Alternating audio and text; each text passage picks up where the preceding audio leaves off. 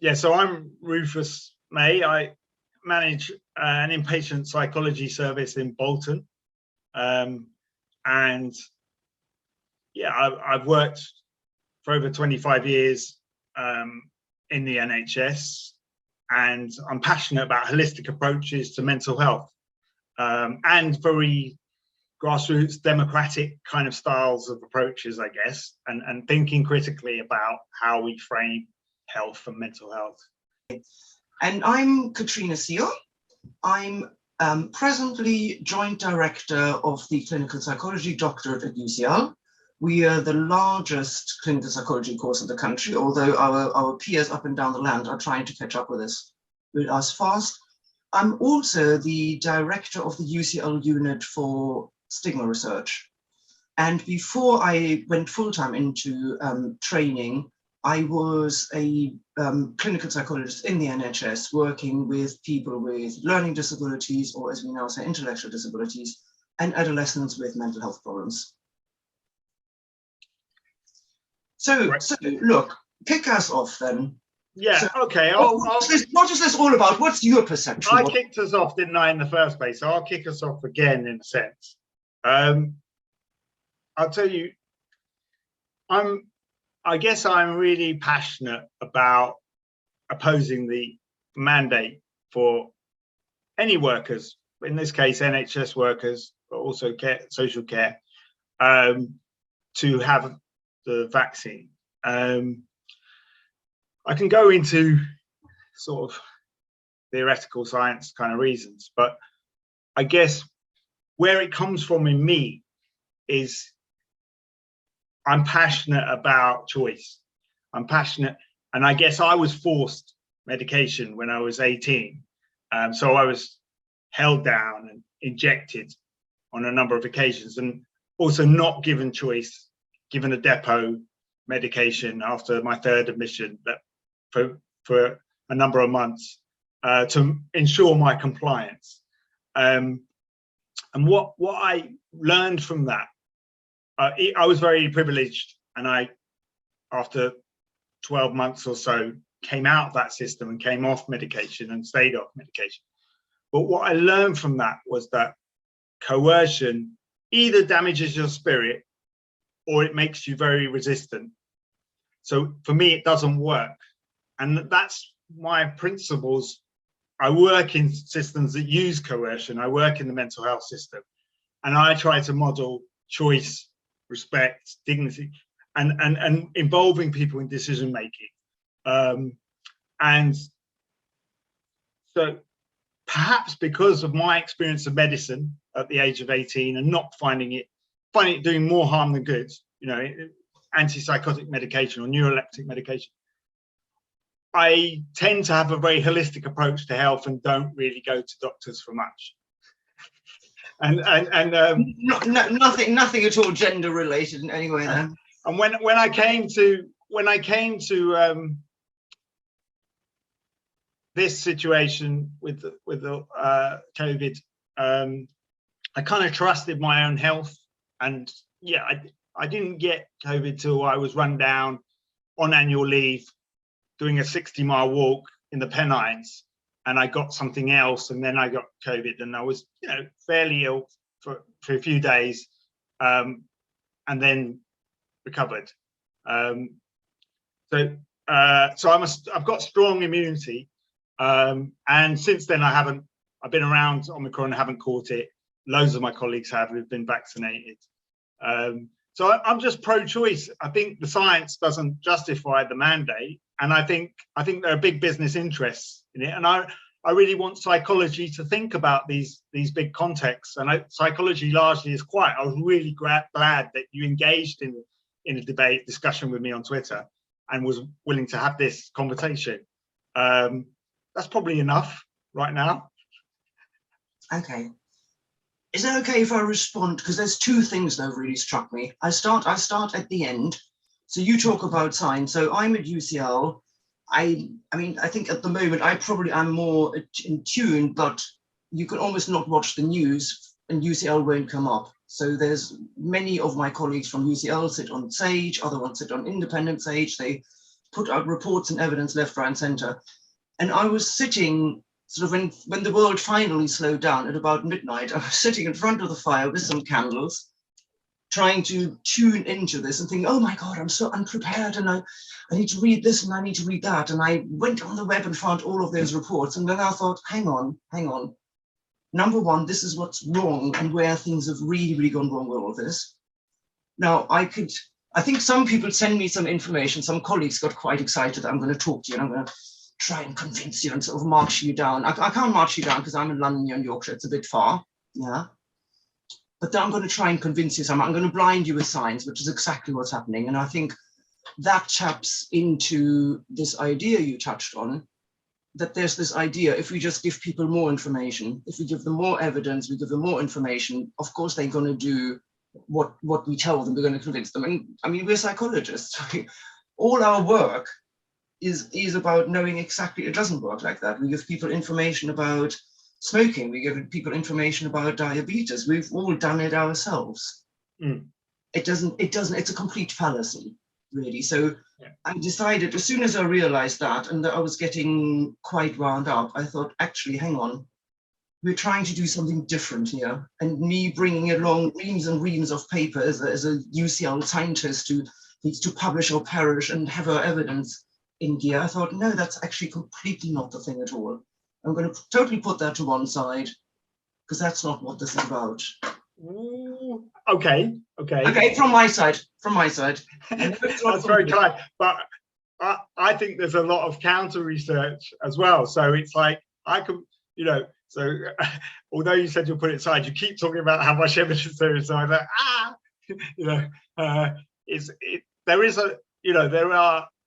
there are debates to be had about that evidence, the biases in it, the biases of SAGE, people who resign from SAGE, so you might be being influenced, but that doesn't mean that that's a set of, it's just a theory, and I think my problem is it's too early days to know if a vaccine protects. Let's get to the crux of it. It's too early days to know if the vaccine protects the vulnerable. We don't know if we'll do more damage than good by forcing people to have it and sacking loads of people who don't want it. We'll probably do more of that. We definitely do more damage sacking loads of people who don't want it. You're going to lose lots of conscientious workers. So how is that justifiable? Okay, let me pick you up there. So there's absolutely no question that we're going to do vast amount of damage, making people redundant, sacking, whatever language you want to use, and particularly with the current time frame. So at the last count, we knew that 73,000 NHS workers had so far elected or chosen or stood firm against the pressure to get vaccinated. Yeah. So there's no question at all. Various of the professional bodies, doctors, nurses have come out. I think our own professional body, as on many other occasions, has been quiet so far. So there's no question on that. I don't agree with you, and I will explain a bit. That sort of comes from the work I do, the research work I do, and also my personal experiences. I've been very, very hard hit in my personal life over the course of the pandemic.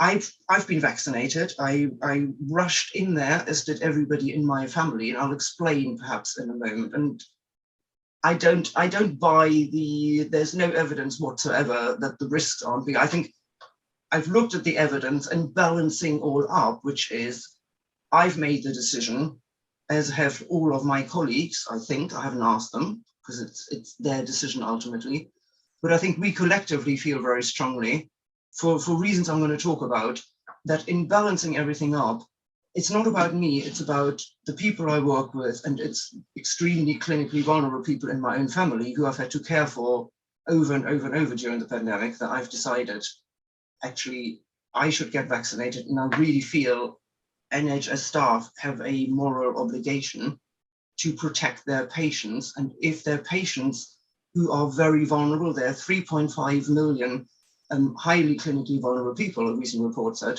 then I think we have a moral obligation to make sure that they are protected to the very, very best of our abilities. I'll talk about that a bit more, because I think it's got a huge amount to do that I work with people with learning disabilities who are one of the most marginalized and hard-hit groups. Okay. But there's no evidence that the vaccine prevents transmission. There's no evidence. You know, it gets very emotional when you talk about these deaths, and that's why we're, you know, working really hard to make it a dialogue and not you know, slinging match. But yeah, the evidence is that actually people who are vaccinated are transmitting Omicron more than people who are unvaccinated. It was never actually sold. It was sold as reducing transmission, but you must have been disappointed with the results of the vaccine in terms of you're seeing it go around people who are vaccinated. At work, loads of people who are vaccinated have been transmitting Omicron. So there's no evidence that unvaccinated spread COVID more than the vaccinated. So, so that to me is the crux of your argument. And because the science is not backing that up, it's drug companies' interest. You know, for 2 years we've been sold this story: the vaccine is the answer to the pandemic. I don't think it is. I don't think it is. It's one tool that we can use for the vulnerable, which is great. You know, it's great to offer that to them, and other people who want it. Sure, we don't need to be vaccinating healthy people because it's not slowing down transmission. The countries, one more point, the countries that are the most vaccinated have the highest transmission rates. You know, we had 7 million people in the UK up to the 13th, in the 2 weeks up to the first 2 weeks of this year, we had 7 million people contract Omicron, and we've got 88% vaccinated over 18s. It's not slowing down transmission. So if it was, you might have an argument. I might still disagree, but if it was, but it's not doing what, it's not protecting the vulnerable in that way. It might, if you know, Martin Kulldorff. Anyway, I'm talking too much now. You're trying to convince a scientist with science. I'm sitting here. I'm going to sit on my hands in a moment and try and withhold the temptation to come back with science, because I don't think I hear you. And it's a theory. I know the pressure group is making a lot of cases, and they've completely got a right to make a case. I'm not convinced by the evidence, but I don't think I invited you for a conversation. Yeah. I think there's so much sitting behind this. It's about power, how NHS workers feel they have been treated. It's about trust, which I think, and I'm really interested to ask you some questions about that. So do you just think it is? You believe it does prevent transmission? Because that we can't just avoid that. You know, we have to look at that. Yeah. You know. Look, my reading. There's obviously tons of evidence out there. My reading of the evidence, particularly perhaps looking at people who produce evidence who I would trust, and journals that publish evidence where I am assured this is very, very rigorously peer reviewed. Yeah. To me, it's a clear case that let's get away from Omicron for starters. I think the time to my mind, this is a bit of a red herring. This is a virus. This is a completely novel situation which constantly changes and evolves. So we've done a few Greek letters of the alphabet so far. The one thing, we've got endless uncertainty. At the moment, the sort of top scientific advisors are saying we're probably seeing the end of the pandemic. Now, none of them have offered their unborn child, grandchild so far saying, I totally know the stuff. And that's because the one thing we've really learned is there's so much uncertainty, so much we don't know. So the one thing I'm very certain about, the way viruses work, there'll be another one after Omicron. And we're all rejoicing. Delta was much more likely to leave you with severe illness, but the vaccine also was more efficacious. Now we're going down the route with Omicron. I had my third booster in September, so I think I'm now down to probably about 10% immunity, which is very worrying because I'm going off to see my 89-year-old diabetic father tomorrow. Yeah, so to me that's a huge big worry. And the second I can go and have another booster, I will, simply not for myself, but because I do so much work and personal contact with people who are very vulnerable. Yeah, the research I'm talking about is published. It's not, you know, it's published in the BMJ, you know, the Lancet. You know, in the Lancet, they're saying, there was an article in October saying that people with natural immunity shouldn't have to have the vaccine. That it's just as effective as the vaccine.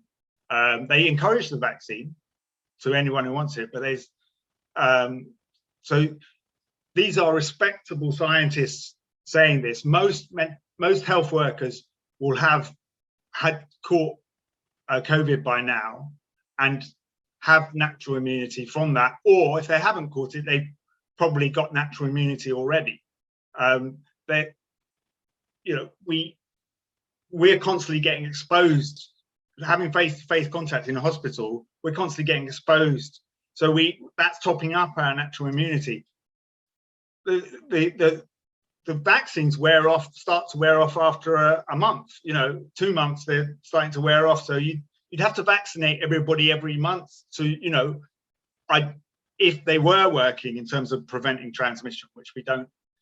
The evidence is not, you know, it's not conclusive. It's mixed. The evidence is mixed. That's why you can say you can produce stacks of evidence, and I can say because the evidence is mixed. We just don't know. So it's too early to make a decision like this. I think much too early. Can we step back for a moment? Because I think I think it's actually really helpful. I think we've gone down the path that the whole country is going down.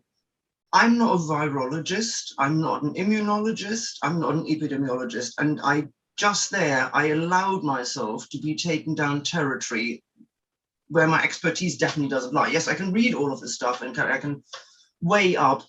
We're always, I mean, we saw that with Brexit. We've seen it all the way through with COVID. Every side is convinced that their evidence is the best. Yeah, I actually thought we're clinical psychologists. There's loads and loads of things we are actually really expert in, and it's how people.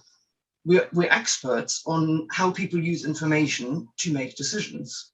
We're experts on how people create meaning and attribute meaning to events.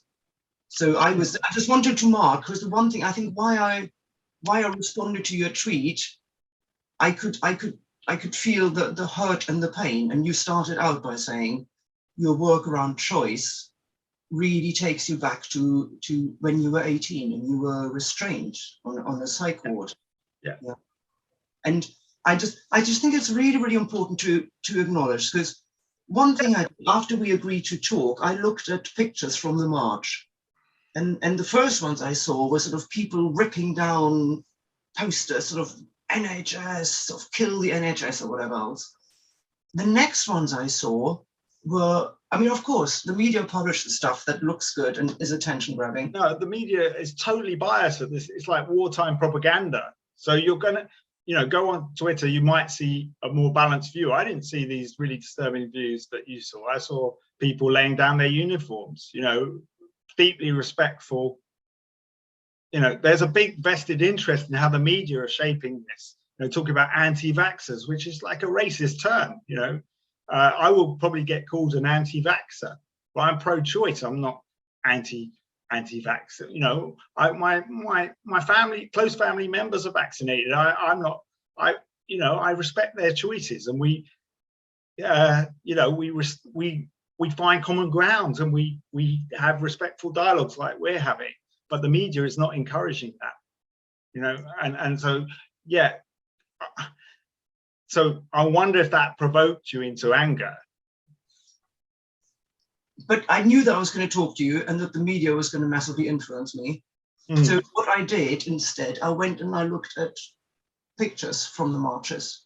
Yeah. And the first one I saw was the one about the NHS. And to me, the NHS is a completely holy grail. I've spent my entire professional career in the NHS.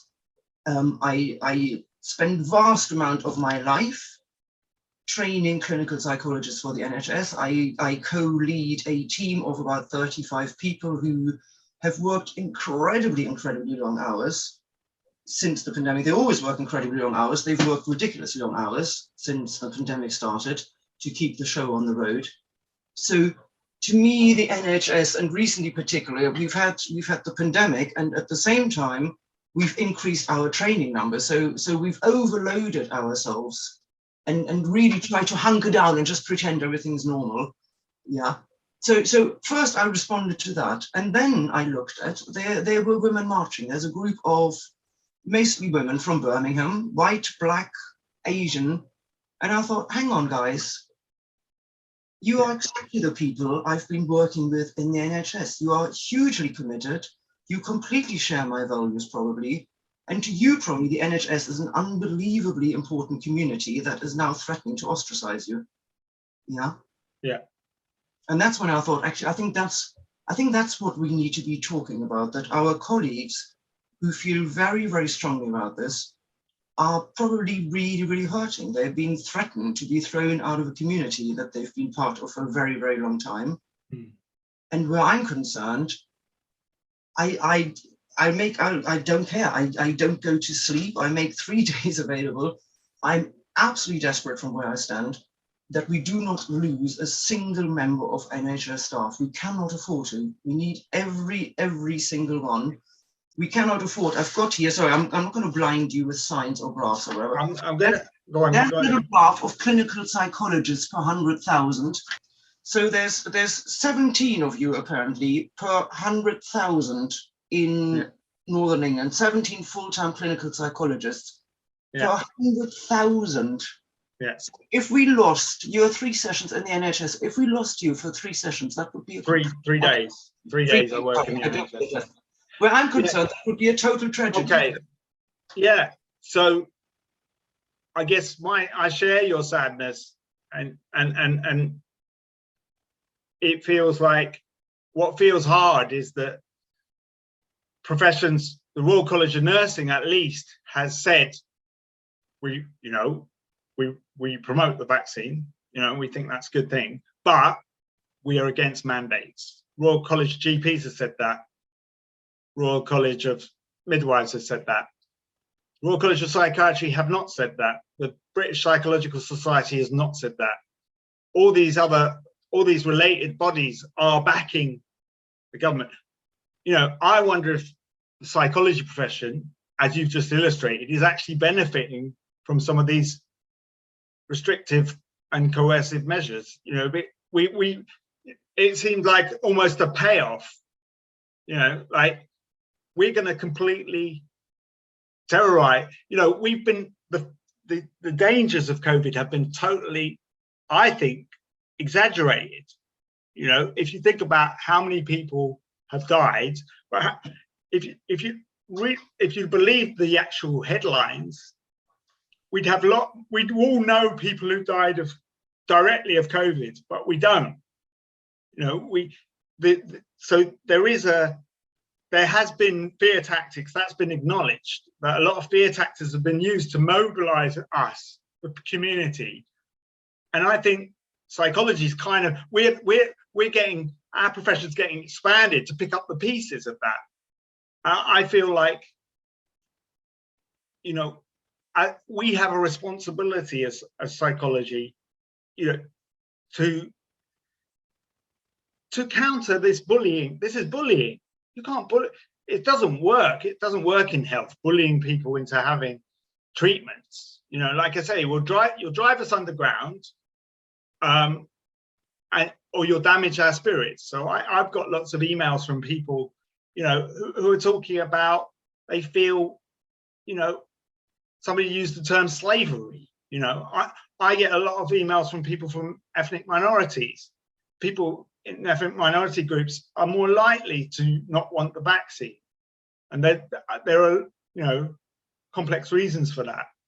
But one of them is people who've marginalized don't trust authority, like me, as much as you might. I'm not saying you haven't been marginalized. You probably have in other ways, but but that is, and so this is also kind of another layer of discrimination that people are experiencing. I've got a black colleague who said it just feels familiar. So I think we need to scrap it, scrap the mandate. Look, there's lots of what you said that we're totally agreeing on. If I just unfollowed you or shouted you down on Twitter, we wouldn't have discovered that. Shall I start? Okay, our professional body hasn't said anything. Yeah. Agree with you. That's what I'm giving them money from every year, and I expect them to do. But I'm not convinced that there's either a conscious or unconscious motivation in that. I think it's just a bit more of, yeah, we've seen that. It's more of the same.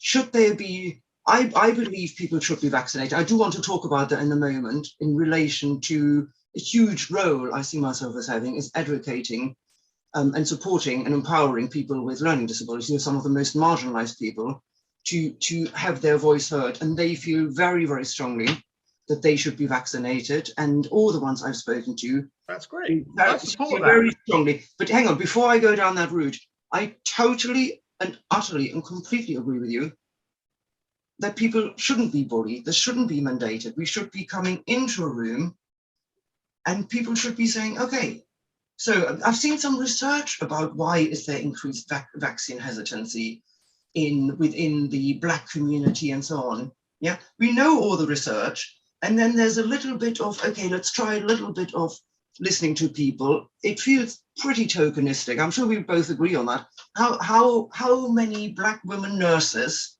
from Birmingham or wherever have been invited to come to the Department of Health, to sit in a room, however long it takes, to have their voice heard, to have a conversation?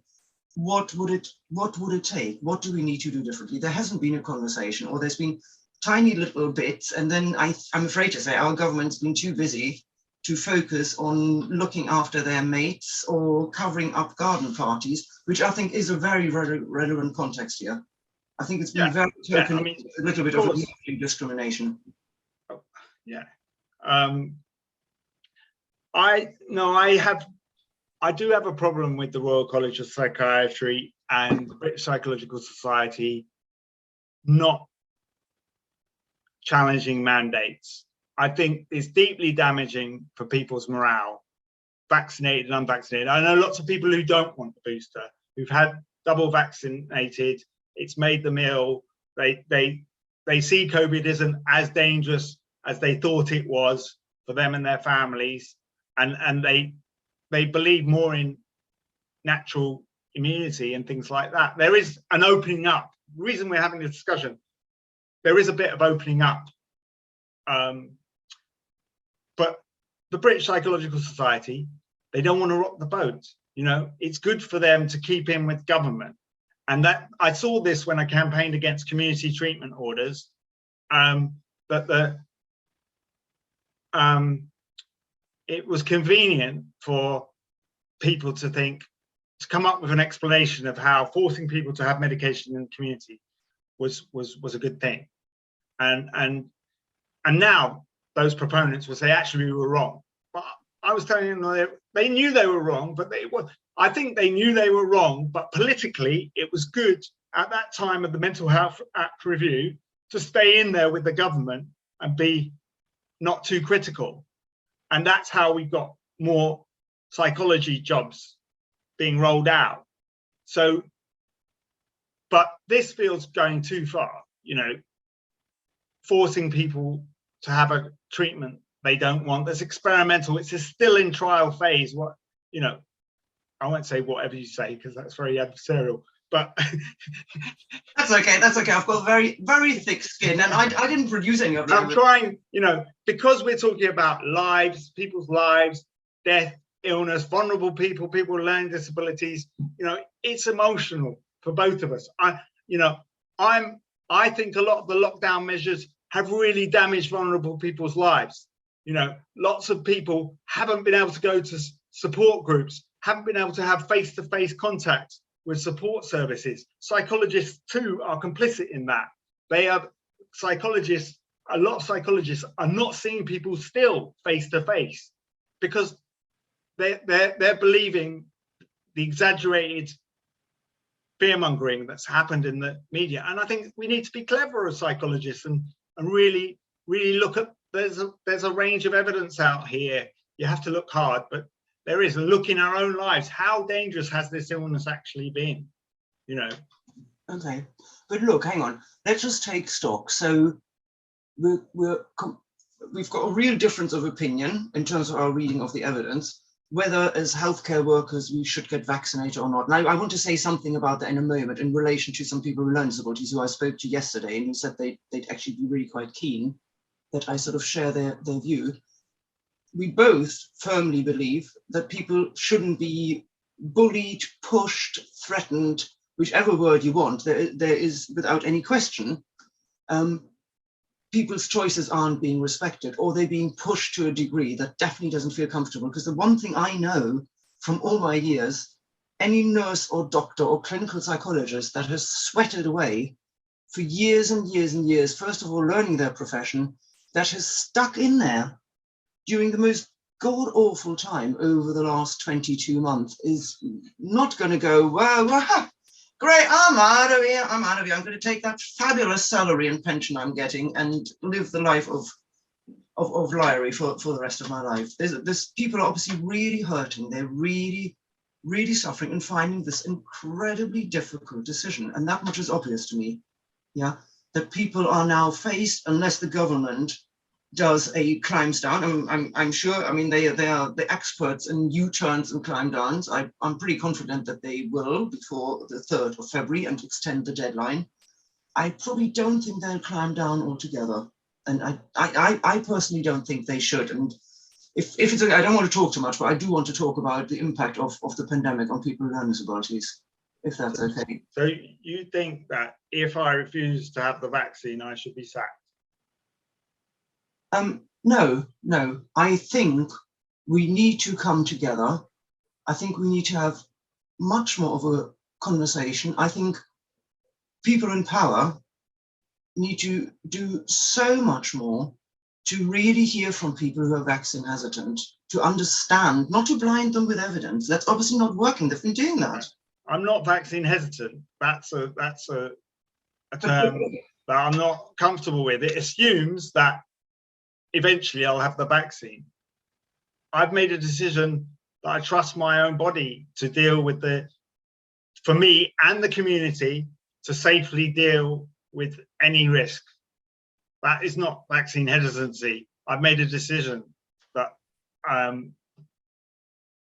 trust my approach to health. I keep myself very healthy. I have lots of different strategies, you know. I'm not vaccine hesitant. Okay, I flinched slightly. I think we're not going to go anywhere. This is not going to be it's not going to remain a friendly conversation. I think it is, isn't it? No. If we go down the route of, I don't think this is not and this I feel very strongly about, but I'm not gonna so firmly disagree that we sort of finish the call. This is not the flu. This is not the code. I think that, to my mind, that's a misrepresentation. So this I didn't say that. Okay, but I trust my body and I'm healthy. To me, it's much more important that, and particular groups in the population are massively overrepresented for very, very strong historical reasons, for reasons of discrimination, historical abuse, and so on, to not feel very, very strongly that they don't want to believe, that they don't believe, no, sorry, I put that wrongly, that they don't trust the evidence and this blinding the signs that the government's presenting them with, yeah? And I think they need to be listened to. I don't think they need to be mandated. I think they need to be listened to. I think we need to, one thing we know as psychologists, Tom Anderson said, first of all, you always need to go for the difference that makes the difference. What's happening at the moment, I think, that the NHS staff who either do not want to be vaccinated, because I think there's probably two groups, I imagine. They're the ones who know firmly they're never going to be vaccinated, and there's the ones who absolutely do not want to be mandated to and to be forced. Yeah. I didn't say it was like the flu or the cold. I said I've had it. I've got antibodies. I haven't had it since. I should be, my choice how to manage my health should be respected. I shouldn't be sacked. You agreed with me about that, but you also said you agree with the mandate. So I'm not sure how those two views. I'm saying. Okay. I'll tell you. So I completely disagree with the process, with how it's being implemented, how it's being forced, the time frame. And yes, it is bullying to set a date, and it's quite obvious that by that date we're going to lose a lot of NHS staff, and we really cannot. Isn't it, Katrina? Isn't it a slippery slope? You know, we've seen mandating across the world. You know, people losing benefits, people losing their health pay, sick pay, people being mandated across, you know, the whole population in Austria. Mandating healthcare workers and social care workers, isn't that a slippery slope we start to go down, where you have to have passports to go places, and if you're not vaccinated, you're excluded? There was a headline. Did you see? I tweeted it today in the Mirror. I can do a screen share for it. Okay. I have no time today for Twitter apart from a second here and there. Let me tell you, look, we've both had Hep B to be a healthcare worker. Yeah. You need to have the Hep B vaccine. Shall I tell you what? Yeah, no, I will answer that. I will answer that, but hold on a sec. I mean, it's just as COVID restriction ease, it's time to get tough on anti-vaxxers. Actually, the headlines changed. So it was saying we need to vilify them. They've changed it. They're saying the unvaccinated must become social pariahs. They've just changed the headline. That was the headline before. So it was in the document. It's still saying French President Emmanuel Macron's strategy is to piss off the unvaccinated by making daily life more and more difficult for them. Très bien, but not far enough. The unvaccinated must become social pariahs. They shouldn't be allowed into indoor communal spaces like restaurants, cinemas, shops, gigs, and yup, the most bitter of all blows, pubs. So there we have the kind of, this comes with otherizing and excluding and sacking people who choose a different approach to their health, a holistic approach to their health that doesn't involve the vaccine. You can choose holistic approaches with the vaccine. If I'd have listened to doctors, you know, back in the day, when I was 18, I definitely wouldn't have had the abilities to train as a clinical psychologist. You know, we need to trust people's own wisdom. It's not about believing the experts and trusting them, Katrina. We all have expertise, yeah?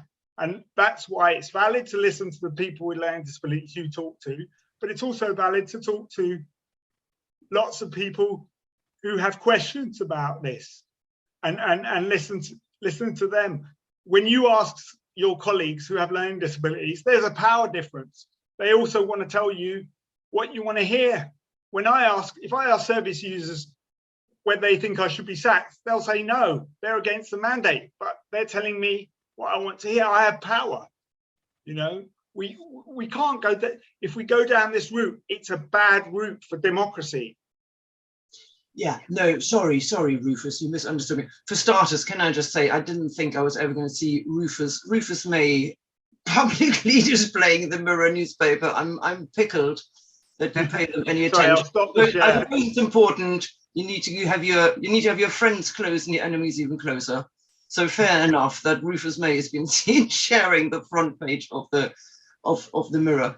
Look, I mean, the one thing I know quite a bit about, I like to think, is how the whole process of stigmatizing, shaming, othering, ostracizing people work, and the huge importance of power in that. Yeah. But sorry, you misunderstood me, or I expressed myself poorly. I'm saying it's a slippery slope. It wasn't about me asking people with a learning disability, but it's how they've been affected by COVID. Also by the ideology they're being hit with, you know, bombarded with. The news is every day. My parents have the same opinion. You know, I don't watch the news, that haven't done for many years. So I have a much less anxious approach to this whole thing. Yeah, I've face to face. I use PPE. I'm very respectful. Around all the measures, social distancing and all that. But my point is, don't you think if you start mandating, as never has happened before, never before, the Hep B was researched for 20 years before it was brought online. This has not been researched for 2 years. 2 years. So that's about it, because Hep B is and also Hep B is not mandated. You can have a antibodies test and you don't have to have it. Some trusts implement it for some areas of medicine, and some don't. It's not. And Hep B, if you get Hep B, it's pretty serious for everybody who gets it. For COVID, 99% of us, it's not going to affect you in that way, in a really serious way. You might, you might get long COVID. You might get long COVID, but then people have also got long COVID from the vaccine. I know people who, but again, you won't see that in the news. So that the Hep B thing is not comparable. Okay, is that okay? I want to very quickly just sort of tell you about a couple who I've known for 10 years, who've been doing teaching at UCL with me for 10 years, who live just up the road, and they don't fit your description. They've been massively affected by COVID. But look, one thing, some of the reason, because I've used the word moral obligation, which I'm sure is going to really rub a lot of people up the wrong way. And I've made a comparison with Hep B. For me, there's a fundamental difference here. Hep B is transmitted through bodily fluids. So the reason I'm being vaccinated against Hep B is because of risks to me as the healthcare worker. And so my trust is covered by insurance if I should become infected and, as you say, become very, very seriously ill. There's not so much, they're not vaccinating me because they're more than anything worried that I'm going to infect patients by spitting on them or whatever else. Yeah. And I think that direction is pretty important to all these discussions about choice, informed consent, and bodily autonomy. Let me tell you very quickly, because the way I work with people with learning disabilities, so there's a couple, I've got their consent to talk about. Celia and Adrian have both had COVID. They've both been extremely ill with it, really, really unwell. They've both in turn been in hospital with COVID, and because the NHS is altogether in many areas very poor about meeting the needs of people with learning disabilities and making reasonable adjustments and so on, they've disproportionately suffered by not just having the symptoms, but having everything else that goes with it. Now, Celia is also, so they're feeling pretty cross. So everything you're saying, they're from a Black African Caribbean background, they've experienced huge amounts of racism, they've experienced discrimination on part of their disability. They feel shat on from a great height on many, many, many occasions. And on many occasions, I think Celia is more somebody who tries to take things in her stride. Adrian, I've known for a really, really long time, and he gets angry, and he gets very, very understandably angry. Yeah, and he manages this anger, because I said to him yesterday, look, have you heard abuse? I hear you, you're so angry. Have you used any swear words, as I might have done? He absolutely assured me he hadn't, but he said, look, I'm just not getting anywhere at all with the hospital. What happened? So they both recovered from COVID. They've been very badly affected. Look, this is us in March 2020 of last year. So there's Celia on the left. Second from the right is Adrian. So this is them a year ago, okay? And you can see them, this is them pre-pandemic, and they're in pretty good spirits, okay? Yeah. If you saw them now, things are very, very different. So yeah. Celia, since that picture, Celia first went blind in one eye. She then had massive problems in her other eye, okay? She's got diabetes. Her diabetes is very, very poorly controlled. And now on 3 occasions, Adrian tells me, since December, a nurse came around to check on her and immediately rang an ambulance and had her admitted to hospital. Okay. That is completely related to the NHS being totally overstretched and people working their guts out to look after COVID patients. But not due to unvaccinated workers. That's the point. It's not. Well, it is due in part to, if we can keep more people out of hospital from getting severely ill, then we wouldn't have such massively increased mortality looking us in the face for people with cancer, for people with other conditions.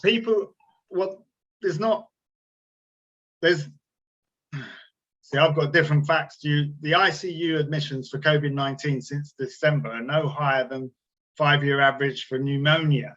The hospital isn't full with loads of people with COVID like we've been led to believe over the Christmas period. All that is fear mongering. Yes, there's problems in the NHS. Again, and people, there are a lot of poor people have not been vaccinated, and that poor people are more likely to suffer badly from COVID. So yes, there's more of them in hospital, but that's, you know, complex socioeconomic reasons. It's not because staff are unvaccinated and spreading it. The 10% or less of staff who are, you know, we're wearing PPE, we're very responsible in how we're behaving. We've got natural immunity, and there's no evidence that it transmits more from us than it does from somebody vaccinated. So I'm totally for getting better healthcare for your friends, but I don't think going down this coercive totalitarian approach it's really damaging for morale. You know, I've had so many emails from people who feel bullied at work, you know, marginalized. They don't feel like their colleagues, they can speak up because there's this othering going on in the media. People aren't very good at having these kind of conversations like we're trying to have, and people are losing their jobs, you know, or having the vaccine under duress and feeling really abused, you know, because they've had to choose between their livelihood and their values in terms of how they want to approach their health. Yeah. Okay, look, just to reiterate, I want to come back to this choice thing, this choice and bodily autonomy, because that's where I've really got a problem. I'll come back to that. But if it was about, I don't know, did you march on the weekend? Did you march in Manchester? Did you march in London? Or you had other stuff to do? I know you probably didn't. You were tweeting with me. You weren't marching. I've been doing I organised a letter. I've been doing my campaign. You've been doing huge amounts of stuff. Okay, had 10,000 people sign it. You know, okay. I've also been trying to get somebody a less restrictive mental health care, and that's been taking up quite a lot of mine. Hang on, sorry, Rufus, I wasn't trying to call you out there as a non-marcher. My point was going to be, I think we've both done a few things by way of sort of using our leadership and our seniority to try and push the government for change. So I was going to say, if you want to stand outside the Department for Health with a board and refuse to move until they take the coercive element out, I'll be standing right next to you, okay? But I won't be on the basis of bodily autonomy and choice. Because for me, the issue is, as NHS staff, I think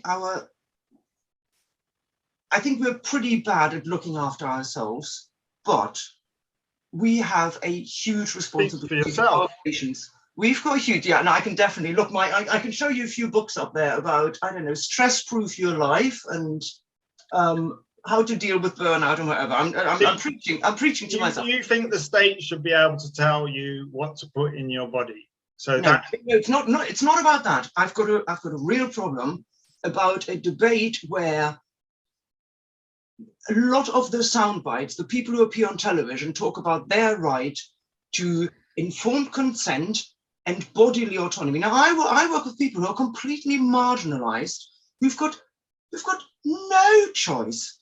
We've got no bodily autonomy. So look, the thing I really want to ask you, on your ward, do the patients you come into contact with, so you say, okay, I trust my body, yeah, and I don't want to have the vaccine. do you afford the same choice and the same voice to patients? Because if we don't, then I think we've really got a problem. If I go as a clinical psychologist, do I tell people that I have chosen not to be vaccinated and they have a choice whether they want to work with me or not? Or have I decided that I know better? I don't think that is people, like I say, it's based on a theory that doesn't stand up to the evidence. That the whole thing is based on a theory that I am more likely to be transmitting the virus than you are. I don't think that's true. So the theory doesn't wash, but also that, you know, should I be telling people I've got diagnosed with schizophrenia when I was 18? Do you want to see me? You know, where do we stop with that? You know, people are going to discriminate for all sorts of reasons. You know, the media is hitting them with loads of anti-vaccine resistant, you know, people stories. You know, I don't know how to put it. Loads of propaganda that otherizing people who've chosen not to have a vaccine. So of course that's going to be problematic. We're encouraging a kind of racism. It's not it's just based on a theory, and the theory is contested. So, you know, the jury's out on the value of these vaccines. You know, in the countries that have less vaccines, they have less transmission. So the jury is out. You know, we don't know. I don't know. You don't know. You trust. It's about who we trust. You trust your colleagues. I trust, you know, Professor Alison Pollock. You know, who's in public health. You know, and some of the stuff she's written in the BMJ and an editorial she's writing. I don't trust people close to the government and close to big pharma. I know from mental health that big pharma exaggerate and massage their statistics, and there's a lot of evidence of that. You know, we had a letter in the BMJ that pointed to that. A lot of the evidence is being massaged in the trials. So yeah, I don't think, again, that goes down to, that's my private business about how I manage my health. I'm not working with extremely vulnerable people. Nobody who's come through our hospital mental health wards that I know of has, you know, died of COVID.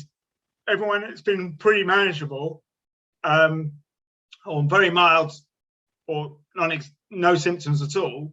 Like I say, I haven't caught it at work. I've worked with lots of people who've been COVID positive, but I haven't caught it. But yeah, so I don't think that's on. You know, I don't think that's on. It's. Can I ask you two questions I'm really interested in? Yeah. So I'm really interested in the question of ethics and human rights. Yeah. So what I was trying to raise in terms of, as NHS staff, our responsibility to patients, and patients also. I mean, we cannot say there was on television, I think he got about 2 minutes, a medic who talked very, very eloquently about his right to bodily autonomy and that it's a human right and informed consent. Now, yeah, patients may either read the same evidence as you or as me, doesn't matter. They should also have exactly the same rights, if not possibly even more rights, because they put themselves, they cannot choose which hospital they go to, they take them somewhere. If we go down this route, and what would you say, if we, let's say we convince the government to completely scrap the mandate, yeah? So staff can choose, how would you feel then if people who are really interested in ethics and human rights like myself would say, but okay, then you need to afford patients the right to also give informed consent, which might simply be a matter of I wear a badge or whatever else next to my name, which declares that I'm somebody who's chosen not to be vaccinated, so that patients could also say, actually, you know what? 9 out of 10 patients might say, yeah, I'm totally cool about that. But one patient might say, actually, no, I'm deeply worried, or I've got an elderly mother, or I've had COVID 3 times. They need to have the right to also express informed consent. You don't agree? It reeks of, you know, wearing a sign if you're Jewish or something like well, that. Being German, as I said, I spent my teenage years thinking about those issues. Yeah, it doesn't sit right at all. One, the science I don't think backs up the argument, and two, it's people's personal, privacy, how they manage their health. This isn't some Black Death. This is what we've been indoctrinated by the media to think, that this is a kind of Black Death, and anyone who's unvaccinated is a carrier, and we need to, lock them away in a, maybe we'll all be annexed to, some remote part of the country. That's the danger in this way of thinking, and getting people to, wear a card saying unvaccinated. Of course, I wouldn't work. I wouldn't work in the system. I asked you, would you be? Yeah, I wouldn't work in a system like that. No, I wouldn't work in a system like that. It feels deeply prejudicial. But what about the rights of patients to make choices? Well, where's their informed consent and their bodily autonomy? Well, like I say today, where do we start with that? Like I say, some mental health workers have had mental health problems. Some service users might have a problem with that. Do we have a badge saying I had mental health problems? So where do we draw the line? How do you know? You don't know what's best for people. You don't know what's... Rufus, hang on, let me stop you there. Yeah, you don't know. You're probably aware I've done quite a bit of work thinking about decision making and informed decision making about whether we share our lived experience and so on. So I think on that we'll completely agree. That's a personal choice and a right. Of course, I do it all the time. I do it all the time, but mandating virus. Yeah, but this is a virus. Yeah. Hang on. Whoa. This is a virus which one can pass on. One cannot pass on depression or anxiety. Or can we agree on that? You don't pass on potentially genetically, but not by coming. Okay, but I'm not sure there's any point, because we just disagree about. Okay. There's lots of scientists who are saying that it's traveling quicker through the vaccinated than it is through the unvaccinated. We don't know. The data's mixed, but so we can't make a decision on this. If in 5 years' time it turns out that there is a vaccine that prevents transmission, then we can have that conversation. At the moment, there's a lot of evidence. Anecdotally, you'll see it spreading like wildfire through. I went out with 20 colleagues, about 20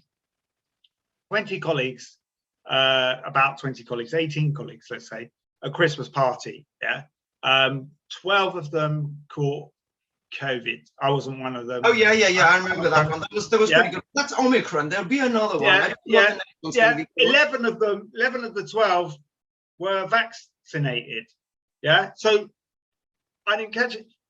So we are seeing COVID being transmitted by people who are vaccinated. So where's the logic in assuming the ideology that the vaccine is preventing transmission when we see 8 million people catching Omicron at Christmas? Okay, look at Rufus. I don't think we're going to exactly do what I didn't want to do. It's okay. It's okay. We're having a interesting conversation. There's going to be another variant. I don't want to worry people, but I think they've all realised. The variants tend to get milder as it develops. That's what people say they think is going to happen. They don't know. Don't be a doom-mongering psychologist. I don't put you in that category. Yeah. We don't know. We don't know. We don't know. We hope, we pray. I certainly. Yeah. I don't really pray. I'm not religious, but I certainly hope. Can I ask you something completely different? Do you think if people are forced to have the vaccine, should the government, if the workers have to have the vaccine to work, then if we get, vaccine injuries, shouldn't we get compensation? I'm sure legally that is a huge, big legal issue. If your employer forces you to have an intervention which you don't want to have, you have to sign on the line. Again, I'm not a lawyer, I'm not a finance person, I'm an insurance person. I think that's a really, really important question, which I'm sure a lot of lawyers are already poring over. And I think there's already been one case to the European Court of Human Rights that said, no, the person didn't have to review. I want you to stand with me against mandates, because mandates are not, you promote health through dialogue and discussion. We live in a democracy. We don't live in a totalitarian state yet. And we don't want to move towards that. And you know, people have been in threat mode for 2 years, and that allows the government to bring in, you know, measures. We've seen, I don't know, we haven't really talked about lockdown, but some of those measures seemed unnecessary to me, seemed overly, you know, have done more damage, I think, to the social fabric of society than they help the vulnerable. I think they created a lot of vulnerability. And that's, you know, so we've seen governments get away with things. You know, people can be sectioned more easily now under law than they could before, and they're not reversing that.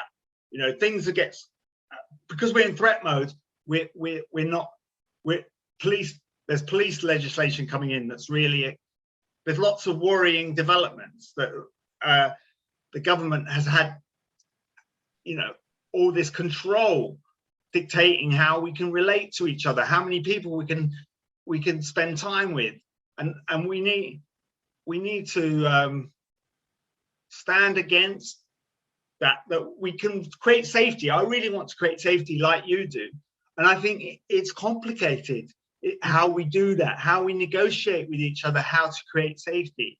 And yeah, you know, if somebody asked me if I was vaccinated or not, I'd tell them, you know, I'm not got a problem with that. I don't want to say what other people might not want to do that. I'm okay with that. You know, I'm very honest, very open person. But yeah, how do we get back to, you know, communities deciding things for themselves rather than top-down approaches to health? Okay. Look, I think this is really helpful conversation, because one thing this really flags for me is we need to think much more about the ethics, and we need to have a conversation about mandating coercion, bullying in the context of ethics. And I think this is really helpful. It's really complicated. So let's say the government did a complete U-turn. Wouldn't be the first time or the second time or the third time or the fourth time, yeah? And it's not mandated. I think these issues, these ethical issues, we cannot get away from. We need to engage with them. Bodily autonomy, whose? Is it staff? Is it patients? I think it should be everybody. I don't think you can have human rights and bodily autonomy for one group and not for another. You can't have informed consent for one group and not another. Okay? I don't think you should decide. No, I should be deciding this. I don't think you have this decide how best to meet the bodily autonomy interests of vulnerable people. We should ask them, and you'll get a whole range of views. That's what I was going to say. That's what I was going to say. So I'm extremely fortunate having quite a high platform. So I've been invited to speak at a conference in March, 2-day conference at Oxford, which is kicked off by Heidi Crowther, a woman with a learning disability who recently took the British government to the High Court over the Abortion Act. Yeah, there's a big conversation going on there about the ethics, about the stance. What's our position in talking about these things? Who's presenting the facts and so on? That's a conversation we're not having. We're shouting at one another. We're slinging more figures and more evidence and calling each other names and anti-vaxxers and whatever. We're not going to get anywhere at all. I would like us to have a conversation. If we're going to go down the route, if I'm going to stand with you, we stand with I've done it once before. I stood with Richard Ratcliffe outside the Foreign Office to try and get Liz Truss's attention around free Nazanin, which they still haven't got on with, or whatever they're doing. It's definitely not working. I'll do that again. Next time I'll even bring a little tent and my own sleeping bag. But it needs to be, for me to be satisfied, to push against a mandate that can only happen if it's really, really thought through. What does it mean? Healthcare workers making a choice. Where does that leave patient choice? We cannot have healthcare worker choice without thinking about patient choice and talking to patients from lots of different backgrounds, including the most marginalized, who are the least likely to say, Rufus, have you been vaccinated? I think it's, you know, it reminds me of, where are your papers? You know, it does remind me of the Second World War. You know, I don't think it's a good way to go. I don't think patient autonomy, you know, should encroach into the rights of the people helping them. Why should my whole life be just, you know, I don't really get that. I mean, patient choice, yeah, you go privately, maybe you can choose whether you go vaccinated or unvaccinated. But there are far more important things if you're gaining access to healthcare than whether or not your doctor is vaccinated. Surely, okay. Because like we say, there's, you know, have you seen Stephen James talk about this? You know, he's working in acute care. You know, these people are very healthy, very responsible. They're not, I'm not working in those vulnerable areas, but we're talking about mandating the whole healthcare system. It's crazy. Even people doing remote working are being mandated and being sacked if they don't want to. It's crazy. It's crazy. The whole thing is crazy. Yeah, we need a long dialogue about what you're talking about. Yeah. Maybe we should end. Maybe we should end the conversation. Maybe we should end here on that note. Isn't there maybe though? Because I think this is a really interesting conversation, and I don't see it being had in many places. It's certainly not being had in the Mirror or whatever else. One thing I would like to see from our professional body and the Law Society and the Royal Medical College, I would like them to come together, because I really want people to come together. And I want people who are deeply affected by racism and by other forms of marginalization. Let's come together. And for example, the BPS or the Law Society can put on a conference which looks at the ethics around choice and bodily autonomy. Yeah, yeah. I think we need to grapple with those issues. But also, let's not make that's what I would like to see. It's tricky. Yeah, because, like I say, there's still a debate to be had about this experimental treatment we're calling a vaccine, but they had to redefine the concept of vaccine to call a vaccine. You know, but I love the idea of you joining me with a placard, so I'm going to hold on to that and think about it.